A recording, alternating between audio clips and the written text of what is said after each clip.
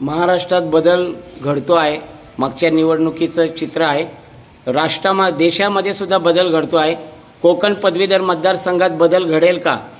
100% कोकण पदवीधर मतदारसंघामध्ये यावेळेला निश्चितपणे बदल घडून येईल। कारण आता महाविकास आघाडीला जे लोकसभेमध्ये यश मिळालेले आहे ते आणि आमच्या महाविकास आघाडीचे सर्व कार्यकर्ते आहेत ते जोमाने कामाला लागलेले आहेत। म्हणजे येथे आम्ही कोणताही मतदार जो आहे त्याला आम्ही म्हणजे त्यांच्याकडे आम्ही अप्रोच करत आहोत, जेणेकरून महाविकास आघाडीला जास्तीत जास्त मतदान मिळेल आणि आमचे उमेदवार रमेश कीर साहेब हे विजयी होतील।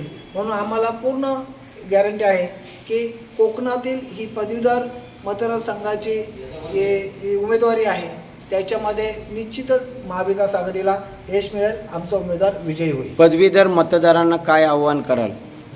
पदवीधर मतदारांना एवढे सांगू इच्छितो की गेली 12 वर्ष तुम्ही बघितलं जे आपले प्रचलित उमेदवार म्हणजे आमदार होते त्यांनी आपल्या या कोकणामध्ये काय परिस्थिती करून ठेवली आणि किती पदवीधरांचे प्रश्न त्यांनी सोडवले याकडे या मतदारांनी पहिले लक्ष दिलं पाहिजे।